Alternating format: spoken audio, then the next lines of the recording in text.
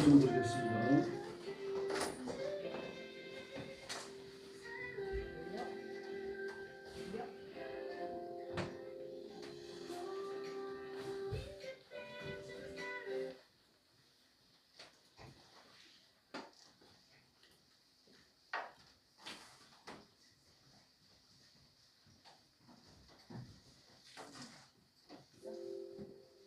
영광 찬양집 1장 부르겠습니다.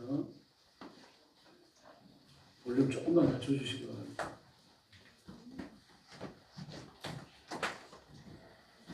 영광 찬양집 1장입니다.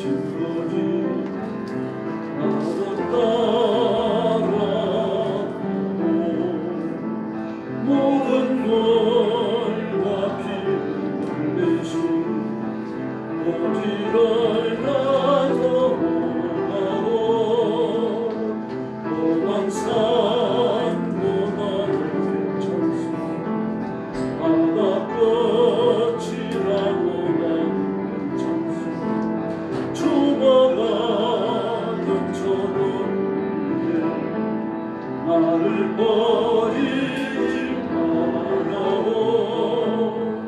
아버지 나를 보내주고 나는 달려가겠소. 목숨도 아끼지 않겠소. 나를 보내주고 세상이 나를 미워해도 나는 살아가겠소. 세상을 구원할 십자가 나도 따라가고 생명을 버리면서까지 나를 사랑한 당신 이 작은 나를 받아주고 나도 사랑하오. 할렐루야. 힘들어도 주님 뒤를 따라가십시다. 영광 찬양집 4장입니다. 하나님의 은혜로 살아가는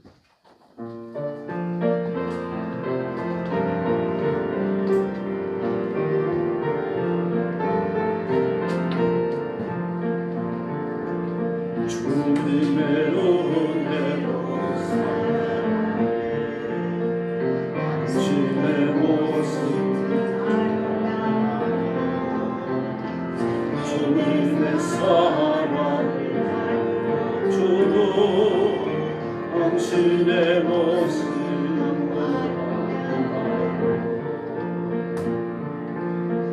하나님 감동시키고 세상을 변화시키니 당신은 이 세상에 필요한 사람 하나님이 좋아하는 사람 당신 때문에 얻은 세상이 사랑으로 가득 차지요. 당신 때문에 하나님께서 동영광 받으시지요. 주님의 은혜로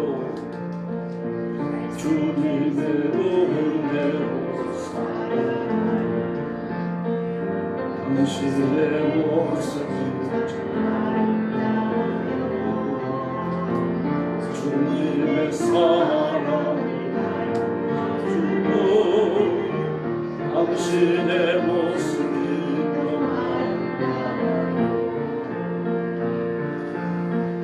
하나님 감동시키고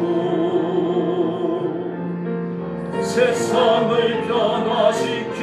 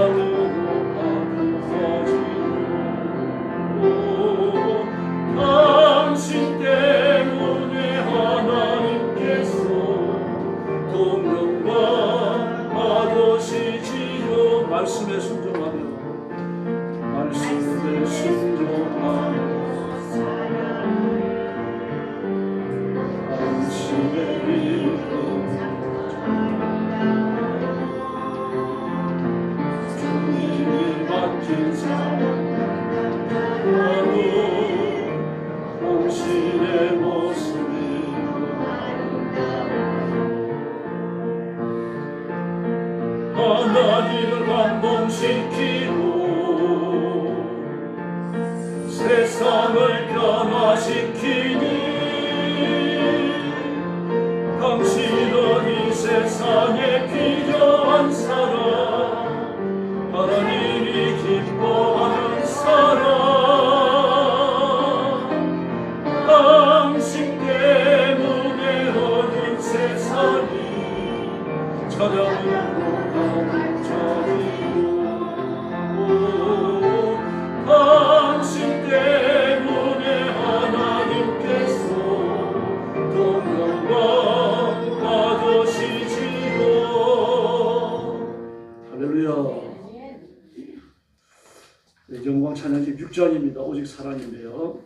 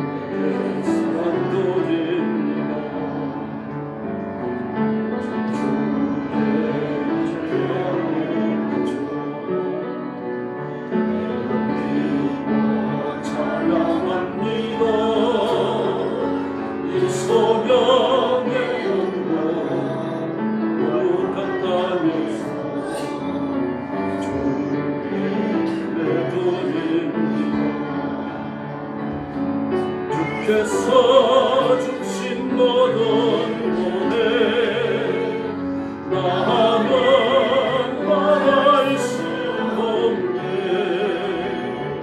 내 영혼 즐거이 주가겠느냐.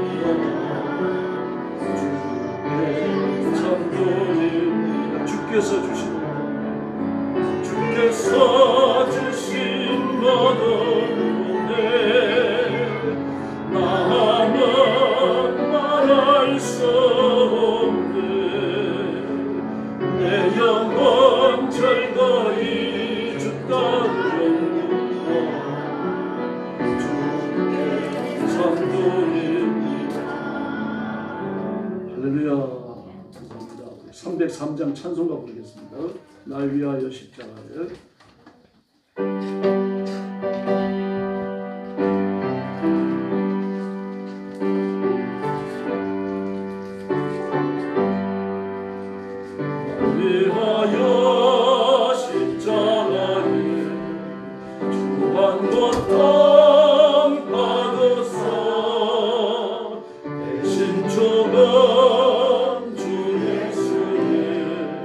사랑하시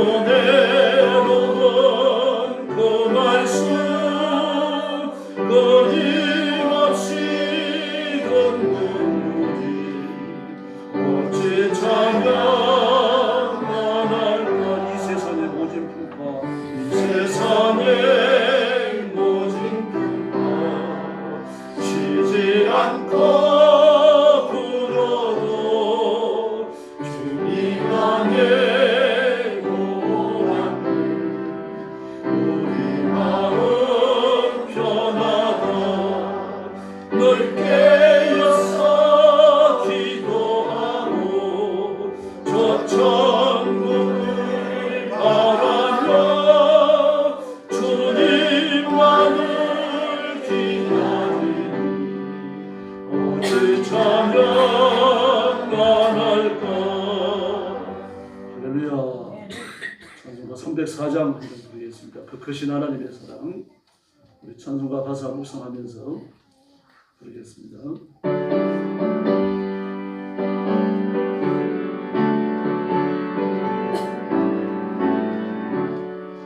크신 하나님의 사랑 말로 다 표현 못하네.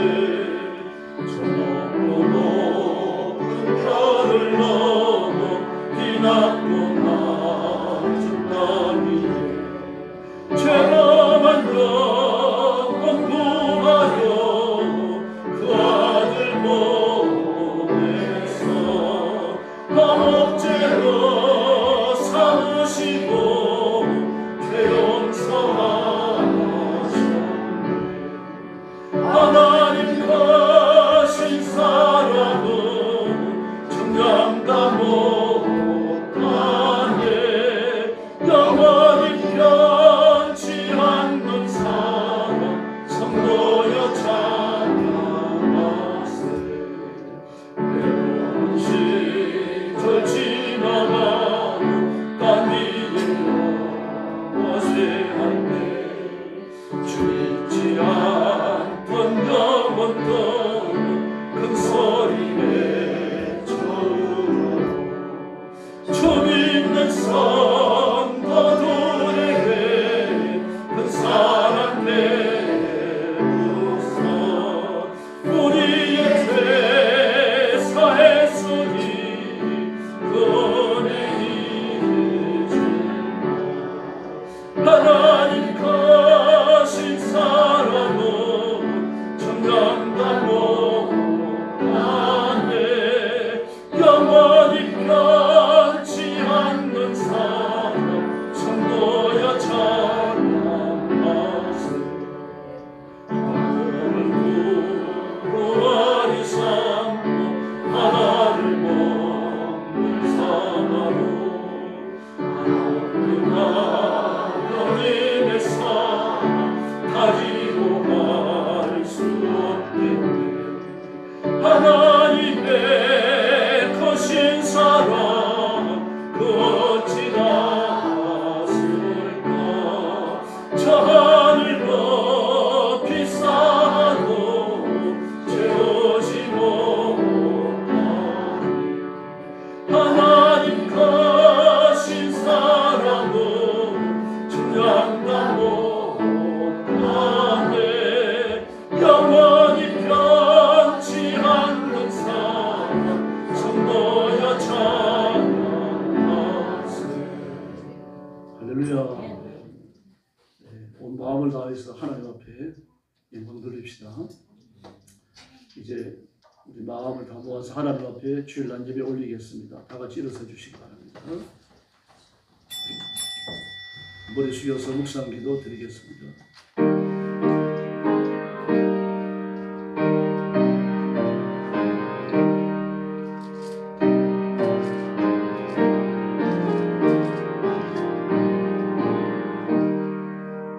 여호와의 인자하심과 인생에게 행하신 기적으로 말미암아 그를 찬송할지로다. 그가 사모하는 영혼에게 만족을 주시며 줄인 영혼에게 좋은 것으로 채워주심이로다. 아멘. 자비로우신 아버지 감사합니다. 오늘 아침도 주 앞에 나와서 엎드리며 거룩한 주일 아침에 하나님 앞에 찬양과 경배를 바치며 영광 돌리는 하나님의 자녀들을 기억하시고 복내려 주시옵소서. 주 앞에 엎드린 성도들, 부도지하여 영상으로 예배에 참여하는 성도들 다 기억해 주시고 하나님께서 일일이 그 이름을 불러주시며 하나님의 복을 주시옵소서. 이 땅에 사는 동안 하나님 앞에 힘써 순종하여 하나님의 말씀이 약속하는 순종하는 자의 승리와 복을 누리게 하여 주시옵소서. 오늘도 온 세상에 흩어져 복음 전하는 신실한 선교사님들과 주의 종들 사랑하는 성도들을 기억하시고 주일의 위로와 은총을 한없이 부어주시기를 원합니다. 선교의 현장에 하나님의 기적을 베풀어 주시고 영혼을 얻고 땅끝까지 복음 전하여 종말의 징조를 성취하는 존귀한 사역이 결실되게 하여 주시옵소서. 오늘도 저희들이 하나님께 영광 돌리며 말씀을 나누며 예배합니다. 귀를 열어 하나님의 음성을 들으며 온 마음을 다하여 하나님을 바라보는 귀한 시간이 되게 하여 주시옵소서. 예수님의 이름으로 간절히 기도 올리옵나이다. 아멘. 23장 찬송 부르겠습니다.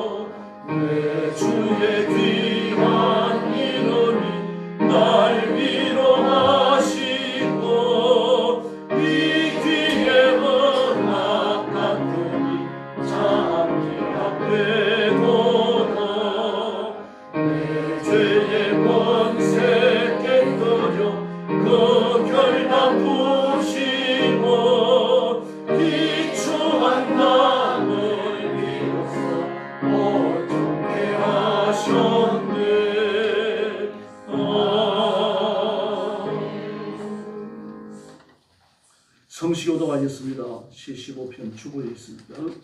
여호와여 주의 장막에 요할 자 누구 오며 주의 성산에 거할 자 누구 오니까.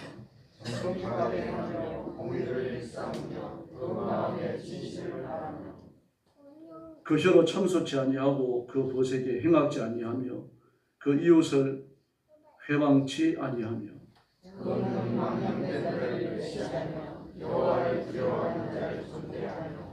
그 마음에 서원한 것은 해로울지라도 변치 아니하며 별리로 꾸이지 아니하며 매물을 받고 무시한 자를 해치 아니하는 자니 이런 일을 하는 자. 아멘.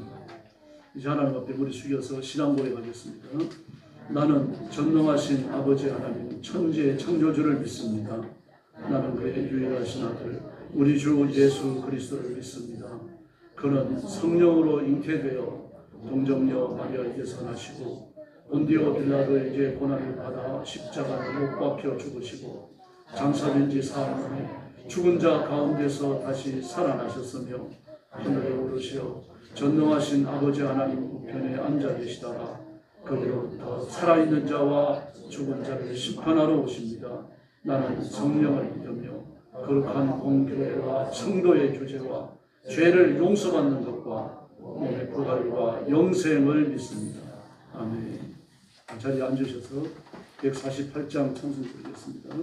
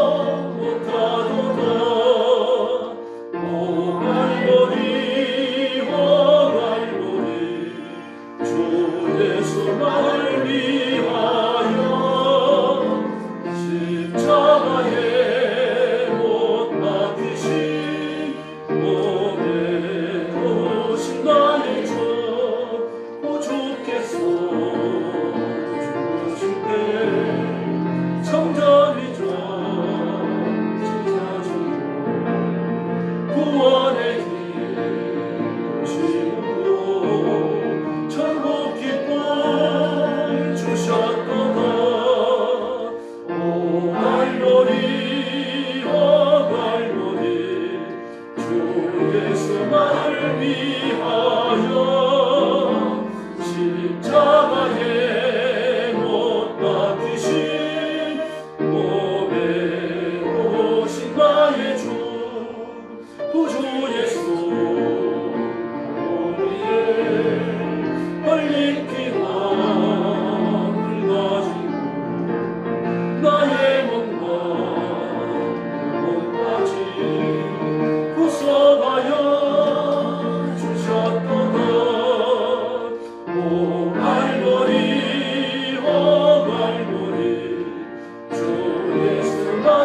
위하여 십자가에 못 박히신 오래 오신 나의 주 구주 예수 나를 위해 십자가에 죽었으니 그 사랑에 주께 드립니다. 오 갈보리 주 예수 나를 위하여 십자가에 못 박히신 오래 오신 나의 주. 할렐루야. 이제 김용찬 장로님 나오셔서 기도해 주시겠습니다.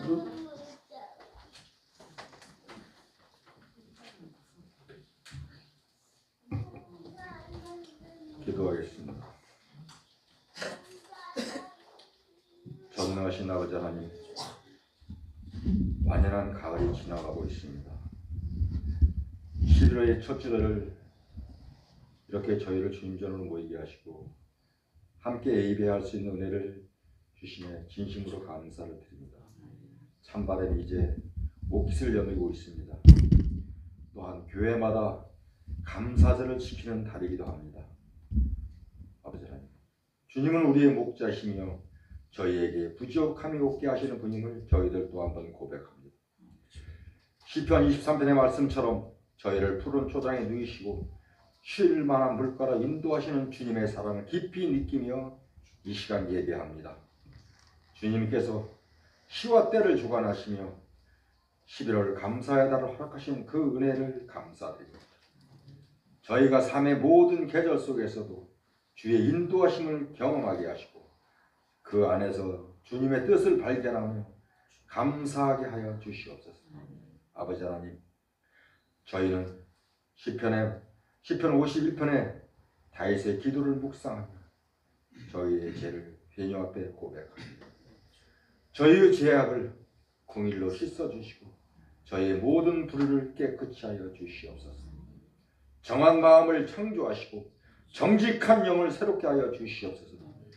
구원의 기쁨을 회복시켜 주시고 자원하는 심령으로 주님의 몸된 교회 우리 교회를 위하여 섬기게 하여 주시옵소서. 주님, 저희의 삶에는 때론 어두운 골짜기와 같은 어두움이 있음을 고백합니다. 그러나 주님의 막대기와 지팡이가 저희를 위로하시고 주께서 저희와 항상 함께 하심을 믿기에 저희는 두려워하지 않습니다. 주님의 임재가 저희와 동행하심을 믿으며 그 안에서 저희 영혼이 참된 평안과 안식을 누리게 하여 주시옵소서. 아버지 하나님, 이 나라를 지키는 전후방에서 수고하는 장병들을 불꽃 같은 눈동자로 지켜주시고 또한 이 나라를 살리기 위해 헌신하며 최선을 다하는 기업가들과 근로노동자들 또한 자영업자분들과 직장인들을 붙들어 주시기를 간절히 간구합니다.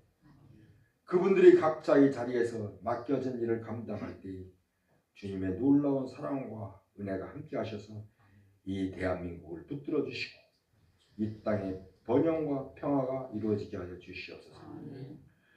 혼란한 이 땅의 정치 상황을 보며 공의와 정의가 이 땅에 세워지기를 간절히 소망합니다. 주님의 은혜로 위정자들이 바르게 행하게 하시고 진정한 정의의 정치가 이루어지게 하여 주시옵소서.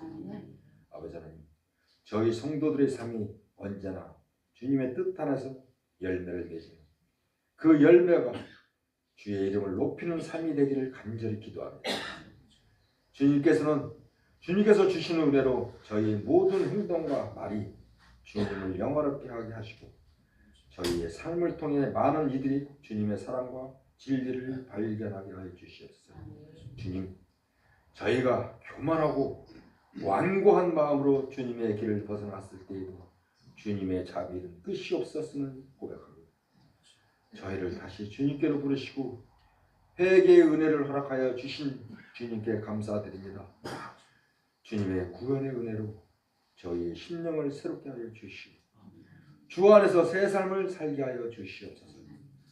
주의 사랑과 자비가 저희의 삶을 통해 흘러나가게 하시고 이 세상의 빛과 소망을 전하는 도구로 저희들을 사용하여 주시옵소서. 아버지 하나님, 이제 말씀을 받고자 합니다. 단위에서 오신 사도 목사님 영육간에 강건케 하시고 그 입술에 기름을 부으셔서 이 예배하는 이 시간에 주님의 선하심과 인자하심이 저희를 감싸주시고 그 말씀이 저희 마음 깊은 곳에 주님의 말씀의 씨앗이 심겨지게 하여 주시옵소서. 그 씨앗이 자라나 저희의 삶에서 아름다운 열매를 맺게 하시고 그 열매가 많은 사람들에게 주의 사랑을 증거하는 도구가 되게 하여 주시옵소서. 저희의 삶이 주의 선하심을 드러내며 주께서 기뻐하시는 예배의 자로 세워지게 하여 주시옵소서. 아버지 하나님, 예배를 돕는 손길들 기억하여 주시고 하늘 생명록에 기록하여 주시옵소서. 우리를 죄에서 구원하신 예수 그리스도의 이름으로 기도드렸사옵나이다. 아멘.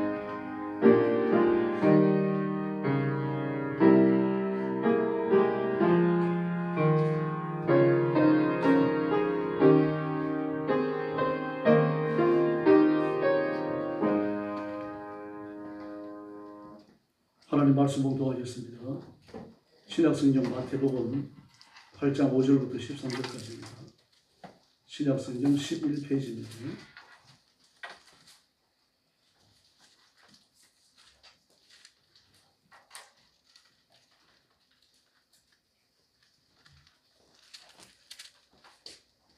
마태복음 8장 5절부터 13절 한 절씩 교독하겠습니다. 5절 말씀 제가 먼저 봅니다.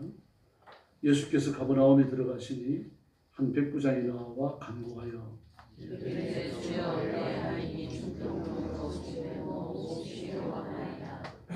이르시되 내가 가서 고쳐주리라.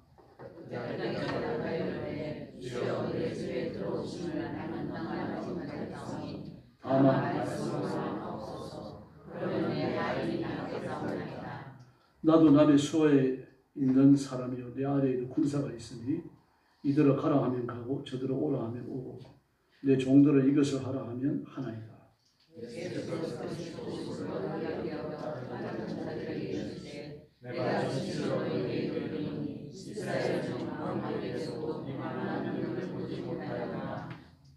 또 너희에게 이르노니 동서로부터 많은 사람이 이르러 아브라함과 이삭과 야곱과 함께 천국에 앉으리라.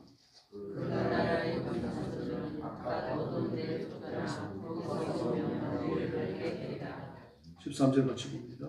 예수께서 백부장에게 이르시되 가라 내 믿은 대로 될지어다 하시니 그 즉시 하인이 나으니라. 아멘. 오늘 말씀의 제목은 오직 믿음입니다.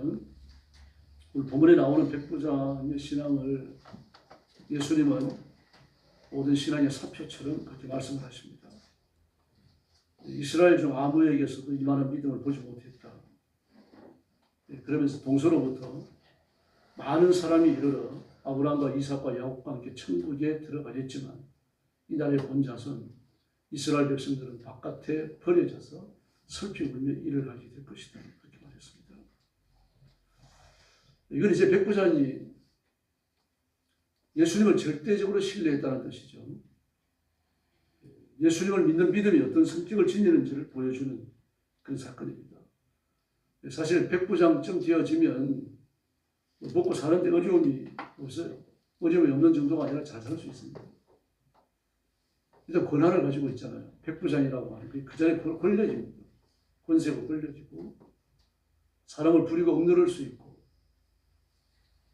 자신의 힘을 행사할 수 있는 그런 자리예요. 뿐만 아니라 백부장이 되어지면 그 지위,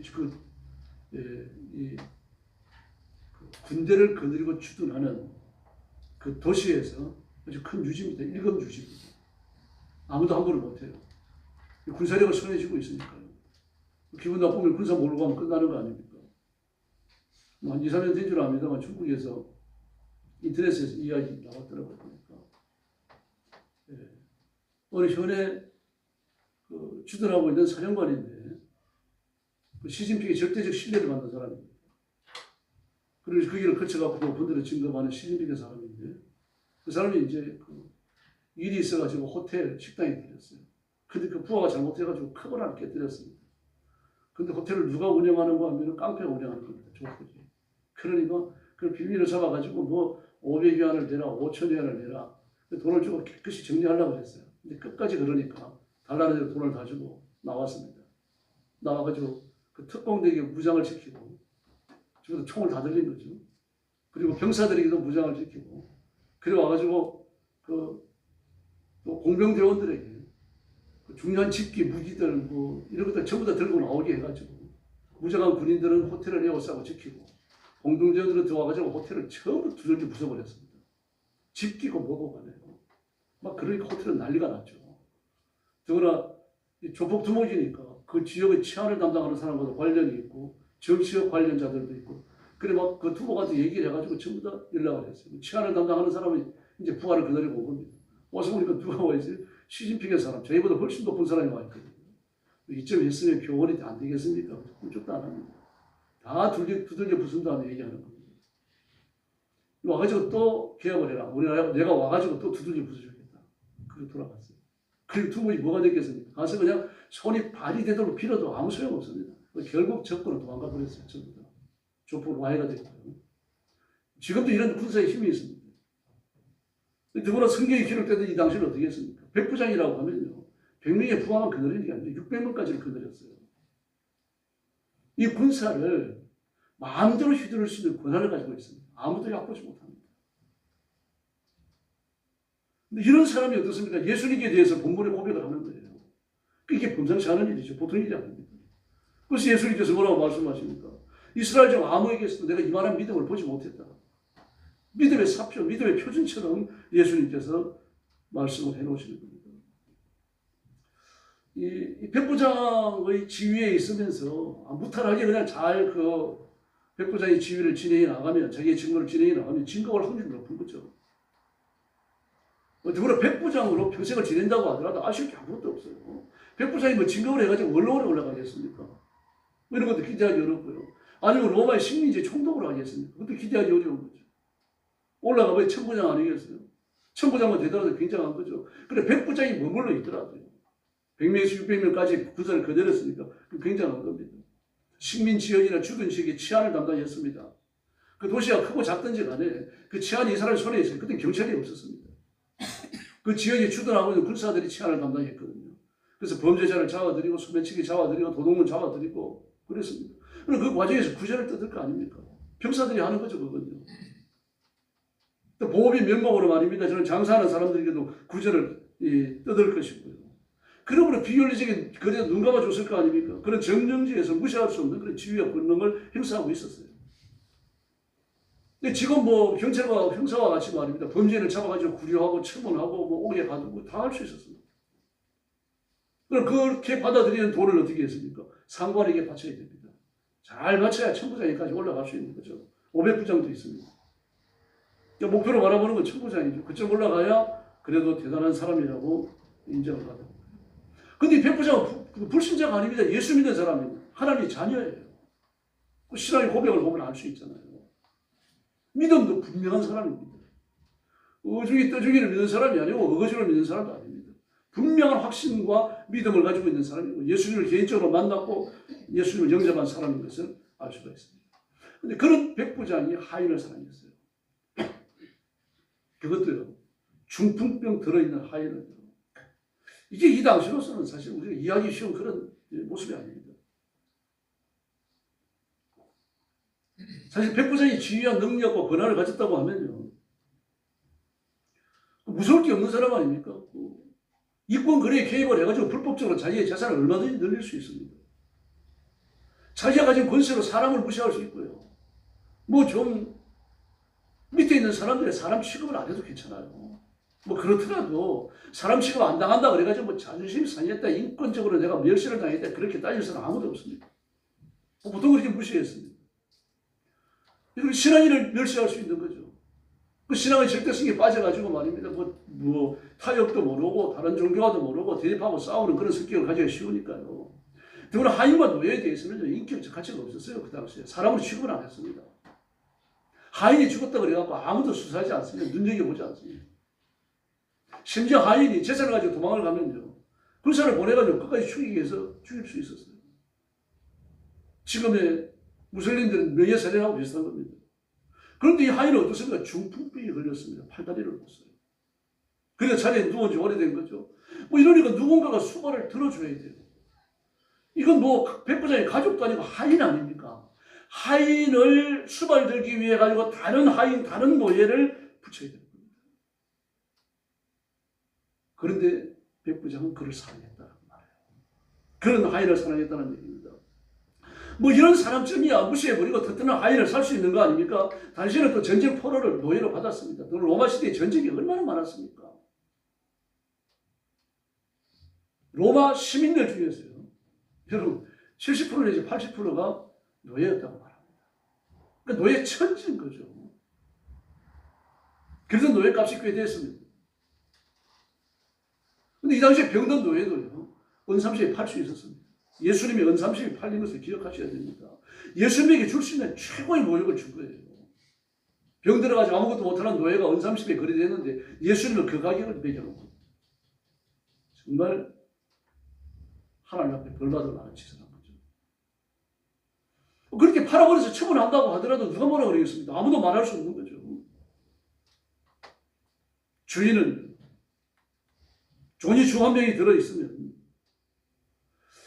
이 존이 주인을 위해 가지고 일을 하고 어떤 재정적인 이 기여를 하고 말입니다. 이러는 게 아니라 오히려 돈을 축내야 되잖아요. 인력을 축내야 되잖아요. 그러면 얼마든지 냉정하게 처벌할 수 있어요.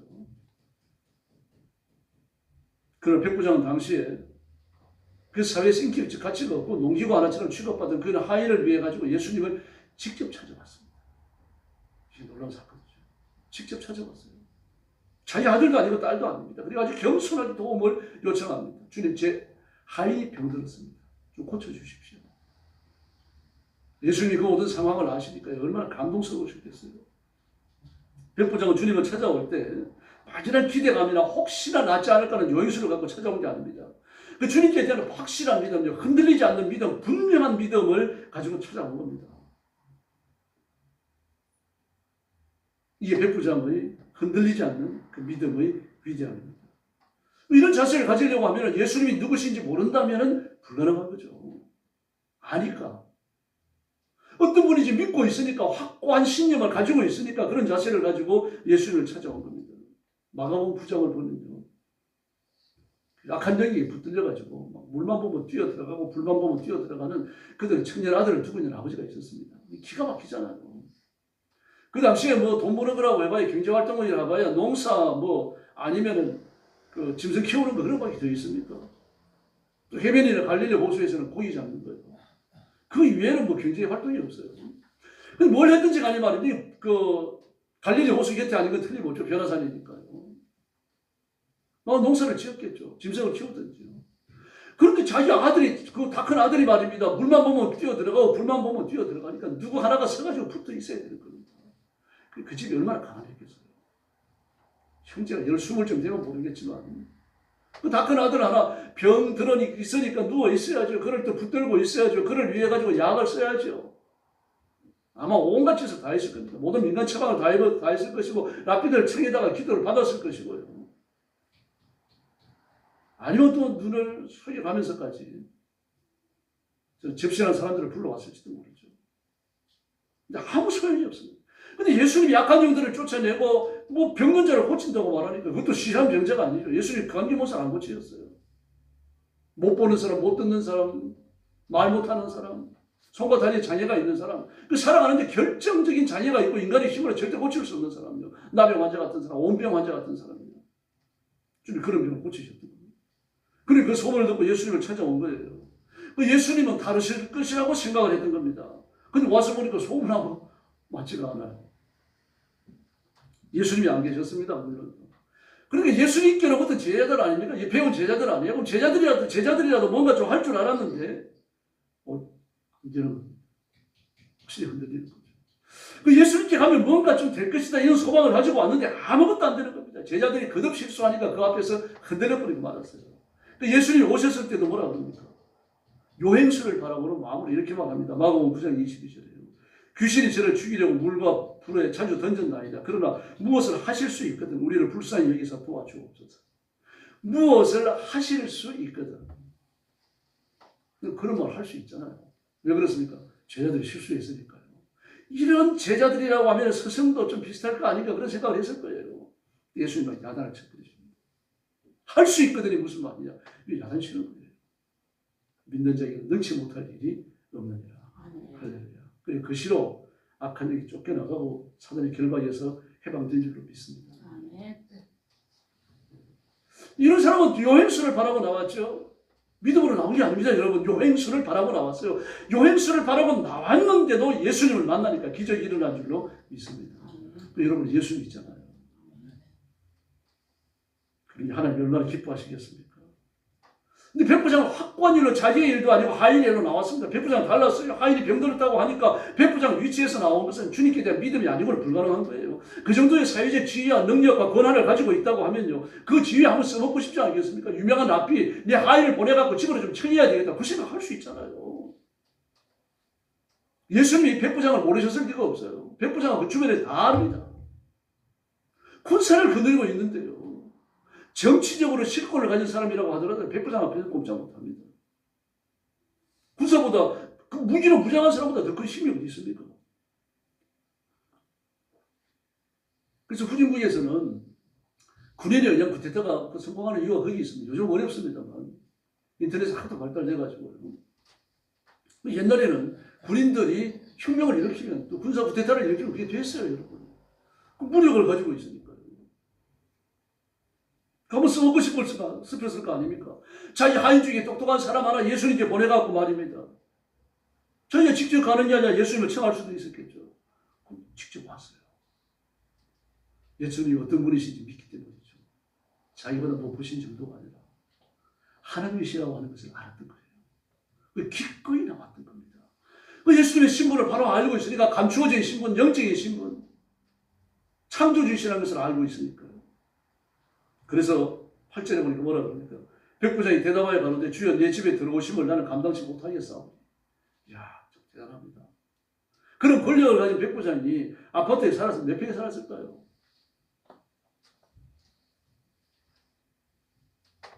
저는 워커에 68평 아파트에 한번 가봤습니다. 그때 뭐 아파트는 여의도에 좀 있었고요. 개나리 아파트 짓기 전이었을 겁니다. 아파트가 별로 없을 때입니다. 여의도는 아파트가 좀 있었어요. 5층짜리. 그때 막 워커힐 아파트 68평짜리 있었어요. 그분이 오라 그래가지고 갔었습니다. 근데 세상에 그렇게 큰 집을 처음 본 겁니다. 이 소파에 앉아가지고 화장실까지 거리를 가능하면 한참을 걸어가야 되더라고요. 지금은 나오면 68평짜리 들어가도 그렇게 크게 안 보일 겁니다. 옛날에 다 조그마한 집밖에 없었으니까요. 이런 백부장이 어떤 집에 살았을 것 같습니까? 68평 아파트도 그렇게 어리번쩍한데 말입니다. 그 백부장이 그런데 뭐라고 말합니까? 주님이 내 집에 들어오심을 저는 감당하지 못하겠습니다.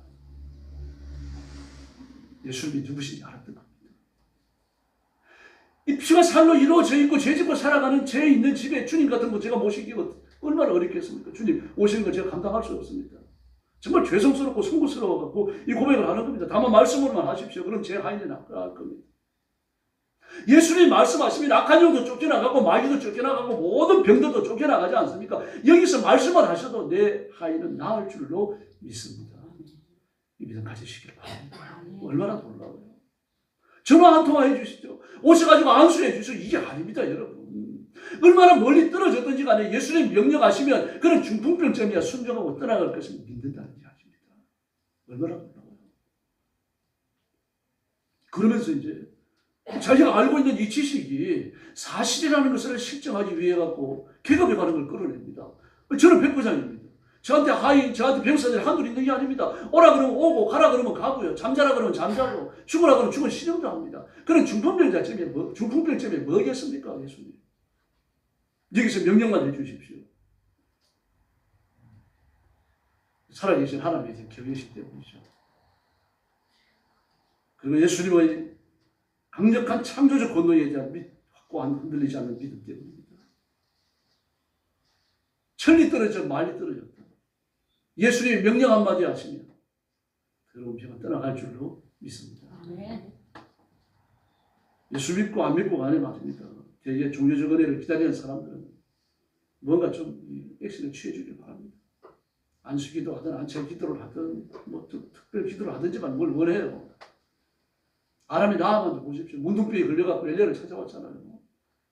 그런데 방 안에 앉아갖고 말이에요. 마당 끝에 있는 엘리야한테 방 안에 있는 엘리야가 뭐 문도 안 열었어요. 그리고는 마당 끝에 있는 나아만한테 뭐라 그럽니까? 요단강에 가지고 7번 모욕하라 그래라. 그럼 깨끗이 납니다. 그랬더니 막 나아만이 화가 나가지고 뭐라 그럽니까? 저는 내게 와가지고 내 당치에 손을 넣고 저 기도해 주기를 바랬다. 손을 흔들며 기도해 주기를 바랬다. 근데 그것도 안 하고 그렇게 말하는 거예요. 아람의 강들은 요단강보다 얼마나 더 깨끗하냐. 성신이라고 돌아가려고. 예수님이 누구신지 몰랐죠. 하나님이 누군지 몰랐죠. 엘리야가 어떤 사람인지 몰랐습니다. 엘리야를 쓰시는 하나님이 엘리야를 종으로 부리는 하나님이 어떤 분이신지를 몰랐던 겁니다. 개를 때려서 주인을 보고 때리라고 그러잖아요. 엘리야가 어떤 사람인지 몰랐어요. 엘리야를 부리는 하나님이 어떤 분이신지 그는 상상도 못했던 겁니다. 그런데 데려온 계집종 중에 누가 있습니까? 포로로 잡혀갔던 히브리 여자가 하나 있었어요. 히브리 여자아이가. 아람과의 전쟁에서 전쟁포로 끌려갔던 겁니다. 그 똑똑하고 그러니까 나아만에게 배속됐어요. 전쟁포로는 전쟁에 나갔던 군인들에게까지 나눠줬습니다. 하인으로 쓰라고요. 노예로 쓰라고. 근데 깜짝 놀래고 주인이. 아니 무죄 7번 들어갔다 나오면 되는데 그것보다 더 쉬운 일이 어디 있습니까? 한번 해보시죠. 성령께서 그 여자 종을 쓰신 거예요. 그리고 가서 한 번 들어갔다 나와도 꼼짝 없고 2번 들어갔다 나와도 아무런 변화가 없고 7번째 들어갔다가 나올 때 피부가 우리나라의 피부처럼 변한 줄로 믿습니다. 아멘. 깨끗이 있으신 거죠. 남영 환자 보셨어요? 영상도 보신 분들이 어른들 어려서 많이 봤습니다. 막 징그러워요. 혼자 있으면요. 남의 환자랑 이렇게 스치는 것도 싫어요. 너무 징그럽습니다. 그냥 살덩어리가 떨어져 나갑니다. 마디가 떨어져 나가요. 결핵성 나병은요. 결핵이 나오면 낫지만 관절성 나병은요. 나누려야 합니다. 그냥 떨어져 나가요. 그러니까 운동병 시인이었던 한종호 씨 시를 보고 그랬잖아요.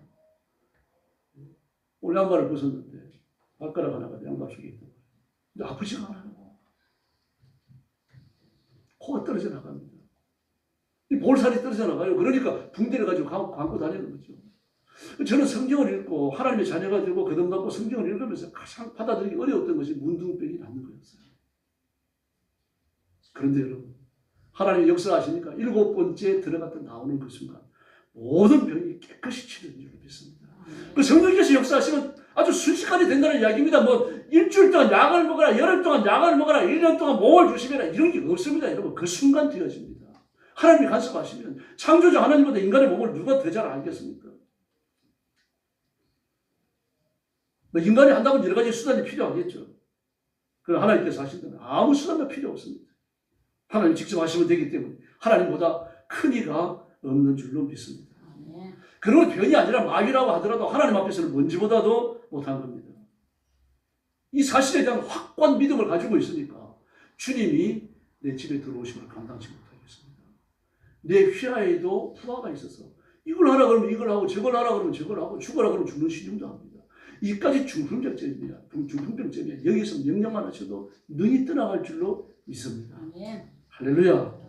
이 믿음 가집시다. 그래서 예수님께서 말씀하십니다. 10절에 보니까 예수께서 들으시고 귀히 여겨 쫓는 자들에게 이르시되 내가 진실로 너에게 이르노니 이스라엘 중 아무에게서도 이만한 믿음을 만나보지 못하였느니라. 이만한 믿음. 비교하셨어요. 비교. 이만한 믿음. 최고의 믿음이라는 얘기입니다. 최고의 믿음이요. 그래서 사실 믿음은 그 자체로 절대적인 겁니다. 믿음이 있거나 없거나 둘 중에 하나지. 큰 믿음이 있고 작은 믿음이 있고 뭐 살아있는 믿음이 있고 죽어있는 믿음이 있고 그런 거 아닙니다. 그런 표현들이 성경에 나와요. 오늘 백부장의 믿음도 이만한 믿음, 최고의 믿음이라는 얘기 아니에요. 믿음 비교 형태를 썼어요. 최고의 믿음. 백부장의 믿음은 최고의 믿음입니다. 내가 이만한 믿음을 보지 못했다. 최고의 믿음입니다. 그 말씀하시는 거죠. 또 예수님께서 시돈과 두로 지역에 전도하러 가셨을 때입니다. 예수님이 최초로 딱 한 번 해외여행을 하셨는데 그 두로 시돈에 가셨을 때요. 두로 시돈은 바알 신앙의 중심지입니다. 바알 신앙이 거기서 시작되어져요. 그래서 시돈의 왕은 엣 바알이라고 부릅니다. 바알의 제사장이라는 얘기입니다. 이제 그런 데를 가셨어요. 가셔서 누구를 만납니까? 마태복음 15장을 보면요. 가나안 여인이라고 되어 있죠. 가나안 여인. 근데 누가복음을 보면 헬라 여인이라고 되어 있어요. 또 수로보니게 여인이라고 되어 있습니다. 이 기록 같은 데입니다. 가나안이라고 하는 그 테두리에 있는 거고 헬라 여인이라고 하는 것은 헬라 사람의 핏줄을 가졌기 때문이고요. 그리고 그 두로 내에서도 수로보니게에 살고 있는 여자이기 때문입니다. 그를 찾아가서 뭐라고 합니까? 뭐 그 여자는 자기 딸이 악한 영이 들려갖고 말입니다. 온갖 고생을 다 하고 있으니까 어떻게 해도 안 되는데 예수님만 만나면 됩니다. 그런데 돈이 없으니까 예수님 만나러 예루살렘까지 갈 수가 없어요. 근데 마침 예수님이 오신다 그러니까 이건 천재 1호의 기회 아닙니까? 그 예수님을 쫓아가서 예수님 제 딸을 고쳐주십시오. 그래도 예수님께서 아주 냉담하십니다. 전혀의 떡을 취하여 개들에게 던지기 마땅치 않다. 그런데 여자가 더 바짝 매달립니다. 옳습니다, 주님. 그럼 개들도 주인의 산에서 떨어지는 부스러기를 놓고 삽니다. 예수님이 또 놀라셔요. 이렇게 말씀하십니다. 여자야, 내 믿음이 크도다. 내 소원대로 되리라. 큰 믿음이 있다고 말씀하십니다. 그런데 여러분 마태복음 14장을 보니까요. 예수님이 배를 타시고 제자들과 함께 갈릴리 호수를 지나가다가 큰 노원이 일어나요. 풍랑이 일어나요. 대작을 하는 겁니다. 근데 그 30절에 보니까 바람을 보고 무서워 빠져가는 자가 소리 질러 가로되 주여 나를 구원하소서. 예수님이 적시 손을 내밀어 저를 붙잡으시고 베드로에게 바다 위를 걸어오게 하실 때입니다. 바다 위를 걸어오게 하셨는데 베드로가 부는 바람을 보고서 말입니다. 두려워서 빠져들어가니까 예수님이 그를 붙잡으시면서 하는 말입니다. 믿음이 적은 자여 왜 의심하느냐. 믿음이 적은 자여 그러십니다. 믿음이 적은 자여. 그러니까 최고의 믿음, 큰 믿음이 있습니다. 그런데 작은 믿음이 또 있어요. 근데 누가복음 8장을 보면 아까 말씀드린 것처럼 예수님이 제자들과 배를 타고 가다가 대작이 일어나니까 배가 흔들려요. 예수님께서 일어나셔갖고 명령해서 막 바람을 구제하시니까 순간적으로 잔잔해져요. 여러분 이런 기적을 체험하시기를 바랍니다. 예수님을 만나셔야 돼요. 10년 동안 애써왔던 게 순간적으로 해결됩니다. 예수님을 만나면 되는 거죠. 그러고 나서 예수님께서 제자들에게 말씀하십니다. 너희 믿음이 어디 있느냐? 너희 믿음이 어디 있느냐? 누가복음 8장 25절. 저가 위기에 바람과 바다도 잔잔하지 않는다. 그랬더니 예수님이 야단을 치시는 거예요. 너희 믿음이 어디 있느냐? 왜 믿음을 사용하지 않느냐? 왜 믿음을 주머니에 넣어놓고 안 쓰느냐? 왜 믿음을 품속에 깊숙이 넣어놓고 믿음을 사용하지 않느냐? 믿음 둘밖에 없습니다. 믿음이 있는 사람과 믿음이 없는 사람. 죽은 믿음은 믿음이 아니죠. 작은 믿음은 믿음을 사용하지 않는 겁니다. 믿음을 사용하지 않는 것도 믿음이 없는 것과 똑같은 거죠. 믿음이 겨자씨 하나 만큼만 있어도 이 산을 명하여 바다에 던지고 나면 그렇게 될 줄로 믿습니다. 그래서 믿음이 없는 자들은 불행이에요. 오늘 12절을 보십시오. 나라의 본 자손들을 바깥 오는 데 쫓겨나 울며 이를 갈 일이 있어요. 지옥 간다는 얘기입니다. 천국에 못 온다는 얘기예요. 이방인들은 예수 믿고 하나님의 자녀가 되어지지만 정작 복음을 받아야 할 유대인들은 쫓겨난다는 얘기입니다. 지옥 형벌에 내던져지는 거죠. 어려서부터 율법을 5살 때부터 율법을 배웁니다. 언제까지 배웁니까? 뭐 언제까지나 상한선이 없어요. 나이 많았어도 늙었어도 회당에 나와 율법을 배워야 됩니다. 1년에 2번씩 금식하는 사람도 있고 자기 목숨을 딴 사람을 건지기 위해 내던지는 사람도 있고 자기 재산을 팔아가지고 가난한 사람을 도운 사람도 있습니다. 믿음이 없다면 지옥에 내던지죠. 영혹합니다. 왜 그렇습니까? 죄의 삭은 사망입니다. 누가 죄인입니까? 예수 안 믿는 사람입니다. 그러나 끝까지 믿음으로 십자가 붙드는 사람은 주님께 칭찬 받을 줄로 믿습니다. 그래서 오늘 13절에 보니까 이제 드디어 변의 치료를 선포하십니다. 가라 내 믿음대로 될지어다. 앞뒤 뭐라 그럽니까? 그 시로 하인이 나으니라. 할렐루야. 그리고 우리 치료는 백보자의 믿음과 하인에 대한 사랑을 씁니다. 믿음과 사랑입니다. 믿음과 사랑은 동전의 양면과 같은 거죠. 그 11절에 보니까 이렇게 말합니다. 동서로부터 많은 사람이 이르러 아브라함과 이삭과 야곱과 함께 천국에 앉으리라. 동서로부터 많은 사람들이 와서 이방인들을 말해요.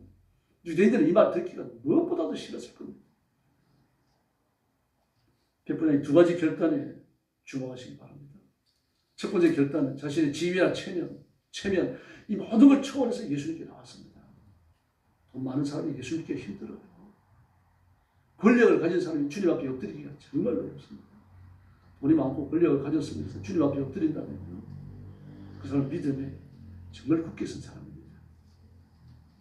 식민지 국가에서 또는 자기가 주둔한 그 지역에서 초월의 고초를 휘두를 수 있는데 그 모든 걸 포기하고 주님 앞에 나와서 엎드릴 겁니다. 이 결단을 가져야 할 줄로 믿습니다. 그 김상복 목사님, 우리나라의 그 독립교회를 최초로 시작한 사람이죠. 통합적 목사님이었는데 여러 가지 이유로 독립교회를 그때 교단이 돼버렸습니다. 독립교회에서 목사 한 수도 주고 신학교도 하고 그러니까 그분이 이제 미국에서 이민교회 하면 설교할 때요. 근데 그게 누가 나오는 거예요? MIT 연구원에 한 사람 나오고 있었습니다. MIT를 졸업해가지고 나사에 나가고 있는 연구원이 나오고 있었어요. 그 MIT를 나와서 나사에 근무한다 그러면 이 사람은 정말 수제입니다. 미국에서 따라주는 수제, 천재예요. 이 사람 제일 앞에 앉아갖고는 이렇게 뭐 팔짱을 끼고 말했다.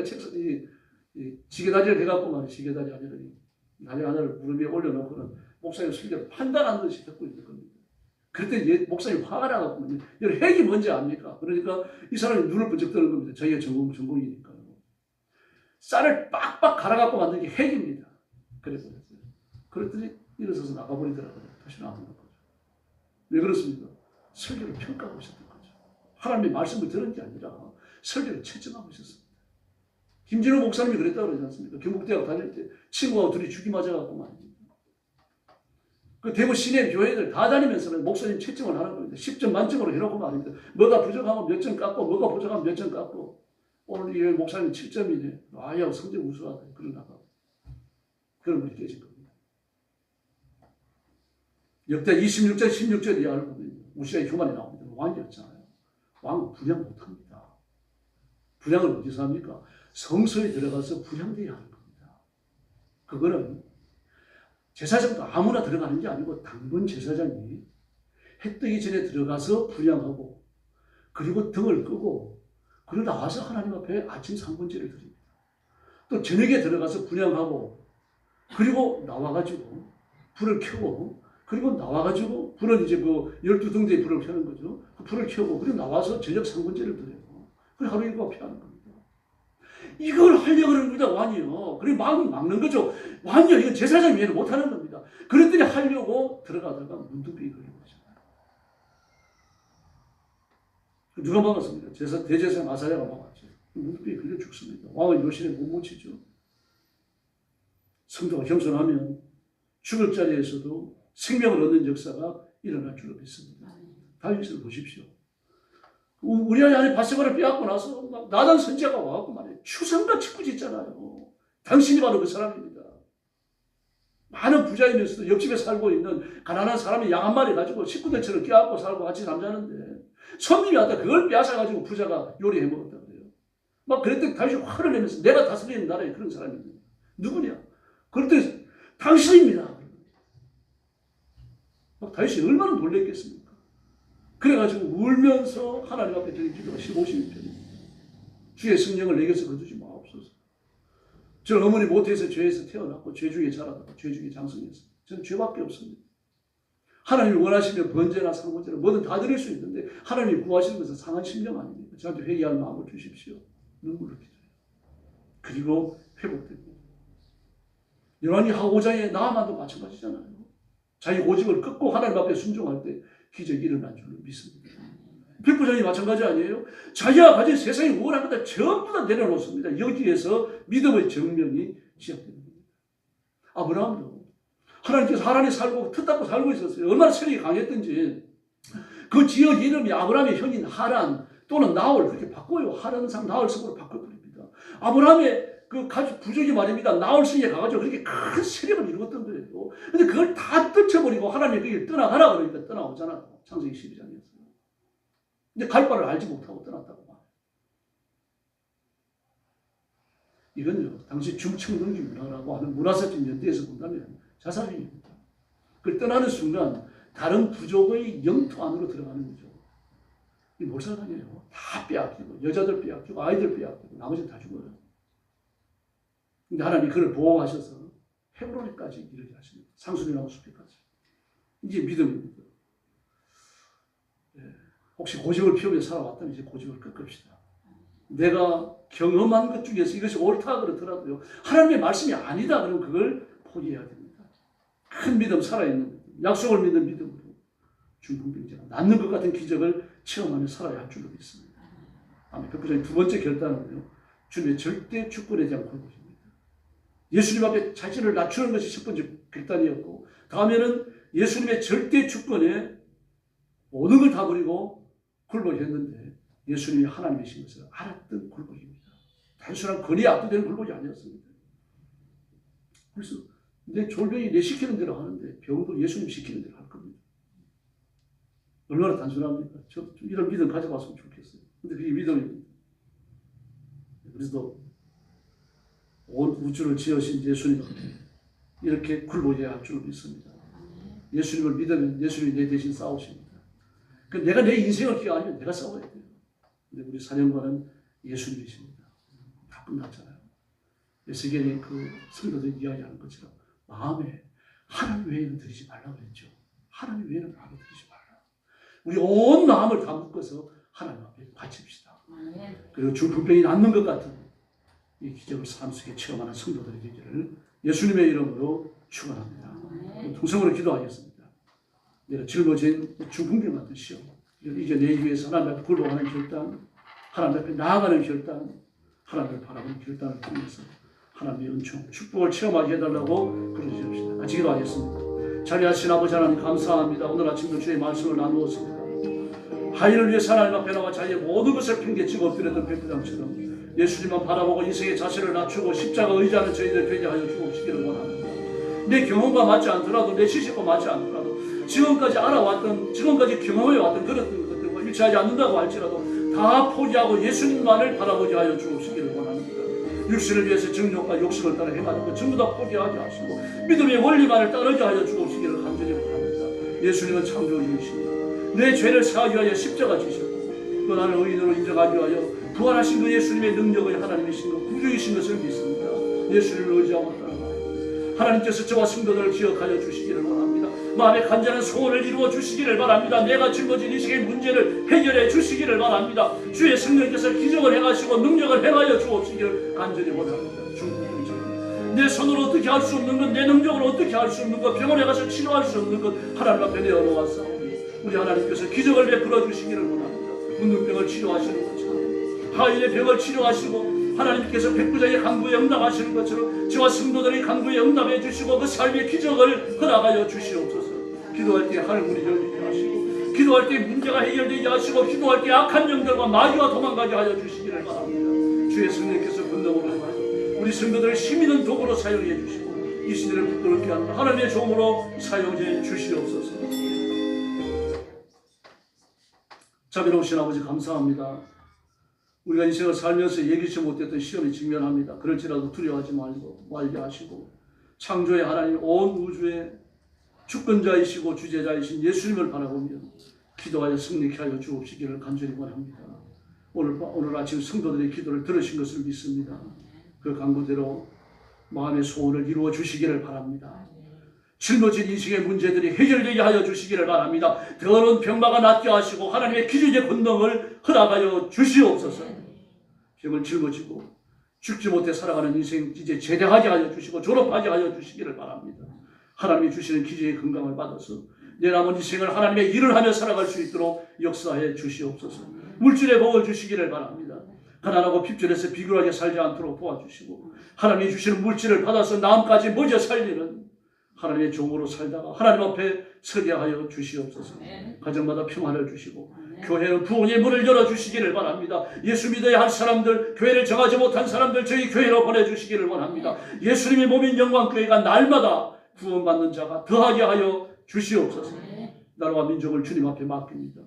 윤석열 대통령의 은혜를 주셔서 4대 계획 과제를 잘 해결할 수 있도록 도와주시고 또 그를 지지하는 사람들이 많아져서 하나님 아버지 그 많은 지지를 기반으로 해서 남은 통치 기간을 잘 마칠 수 있도록 역사해 주시옵소서. 하나님의 역사의 통치에 저항하는 공산주의자들, 악한 정치인들은 패퇴하여 물러가게 하시고 하나님을 두려워하는 정치인들이 나서게 하여 주시옵소서. 자비하신 주님, 또한 우리 민족은 부강한 민족이 되게 하여 주시옵소서. 세계의 가난한 민족, 고통당하는 민족들을 먼저 살리게 하여 주시옵소서. 오늘도 주 앞에 엎드려 예배하는 이 예배를 주님께서 기쁘게 받아주시고 온 성도들을 연락하시고 복 내려 주시옵소서. 예수님의 이름으로 간절히 기도 올리옵나이다. 아멘.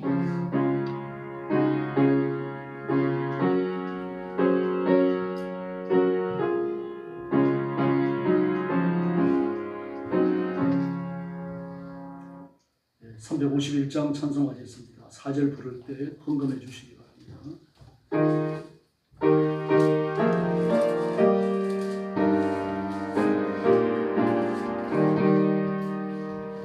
믿는 사람들은 주의 문상이 앞서가신 주를 따라갑시다.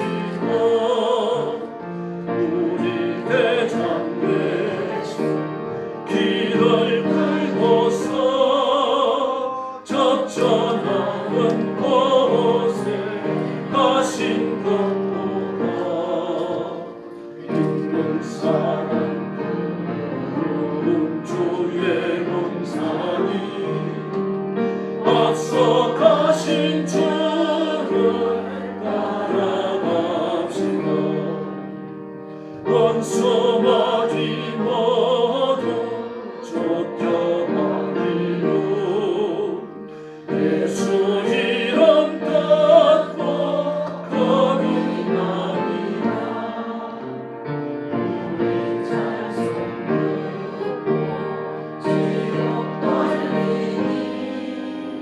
형제 돌아주를 찬송합시다. 믿는 사람들은 주의 문상이 앞서가신 주를 따라갑시다. 세상 나라들은 멸망하나 예수 교회 영영 왕성하리라. 마귀 원세하니 맺지 못함은 주가 보는 교회 지키시리라. 믿는 사람들은 주의 문상이 앞서가신 주를 따라갑시다. 백성들 와서 함께 모였소. 우리 모두 함께 계란으로세 영원토록 영원 권세 찬송을 우리 있는 주께 걸려오겠세. 믿는 사람들 주의 문상이 앞서가신 주를 따라갑시다. 아멘.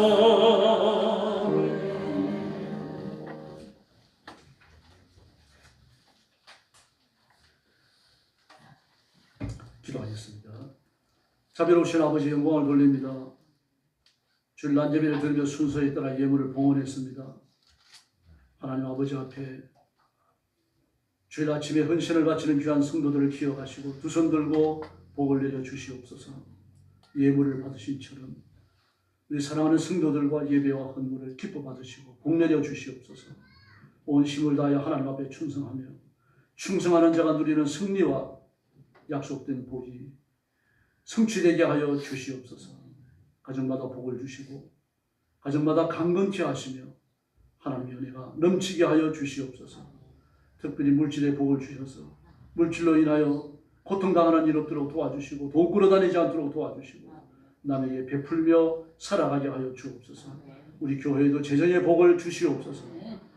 가난한 교회, 어려움 당하는 교역자들을 돕고 후원할 수 있도록 해주시고 땅끝까지 복음 전하여 선교의 직무를 감당케 하여 주시옵소서. 이 물질을 주께 봉헌하오며 예수님의 이름으로 기도 올리옵나이다. 아멘.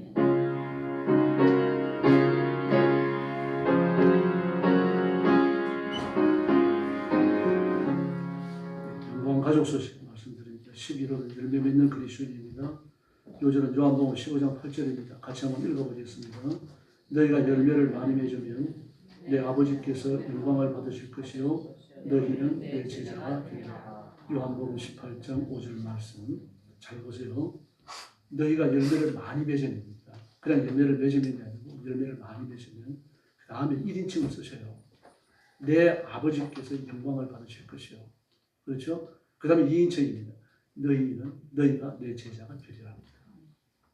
너희가 열매를 많이 맺으면 내 아버지께서 영광을 받으시고 너희는 내 제자가 되고. 그 쉽죠? 오늘 안 외우겠습니다. 내일 다음에 외웁니다. 다시 보세요. 너희가 열매를 많이 맺으면 내 아버지께서 영광을 받으시고 너희는 내 제자가 되리라. 내 제자, 열매를 많이 맺으면 비로소 제자가 된다는 뜻이 아닙니다.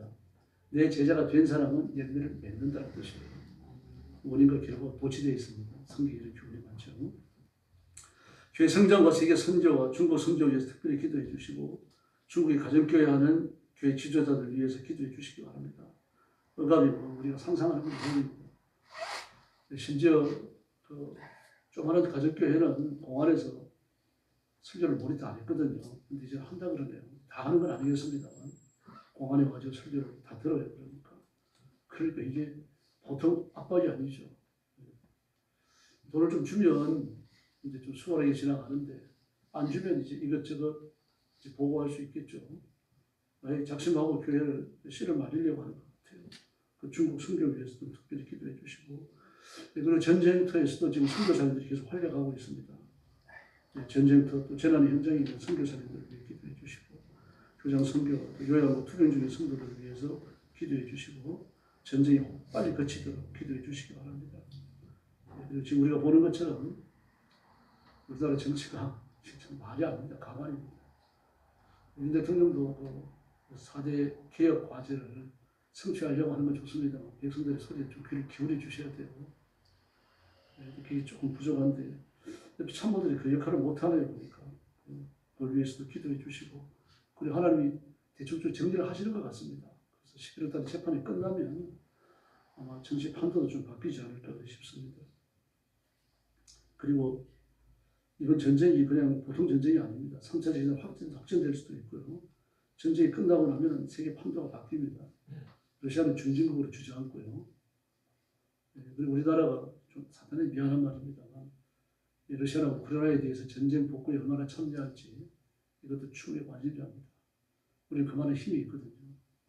그래서 이런 것들 위해서 기도해 주시고 소련은 러시아는 그 러시아가 가지고 있는 가스와 석탄을 100% 다 팔아 석유를 100% 다 팔아도 전쟁 복구에 쓸 돈이 안 된다고 해요. 필연적으로 중진국으로 들어앉아요. 그 세계 판도에도 변화가 되어 있습니다. 중국이 어떤 모습을 부상할지도 모르고요. 그래서 이런 것들을 생각하면 이게 전부 다 교회에 영향을 미치고 적그리스도가 나타나는 그런 세상의 기반들이 갖추어지고 있는 그런 때이기 때문에 전쟁을 위해서 계속 기도하셔야 됩니다. 다음 주에는 추수감사절로 지키겠습니다.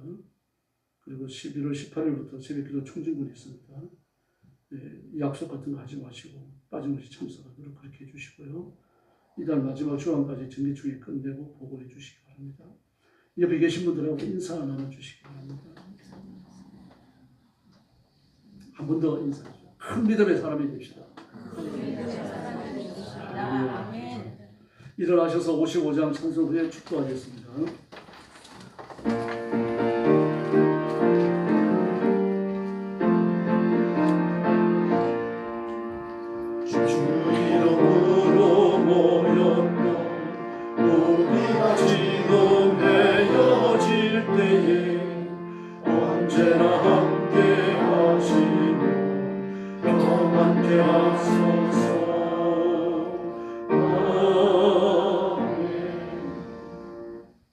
이제는 우리 구주 예수 그리스도의 은혜와 하나님 아버지의 극진하신 사랑과 성령님의 도우심과 인도하심과 교통하심이 감사로 예배드리고 기쁨으로 말씀을 받고 믿음으로 살며 믿음으로 승리하며 믿음으로 복받고 하나님의 기적을 체험하기 원하는 사랑하는 모든 성도들 머리 위에 영원토록 함께 계실지어다. 아멘.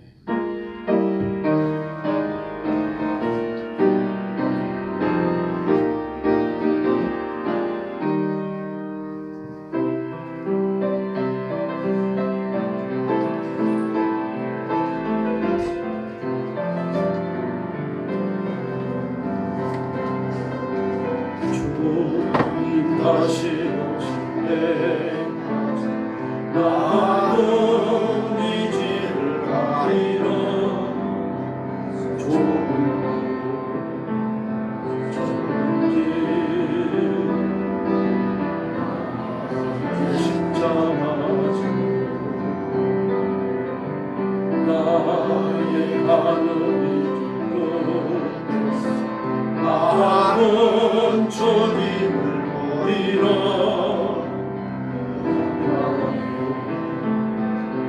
주님 나를 맞아주시니 주님 다시 오실 때까지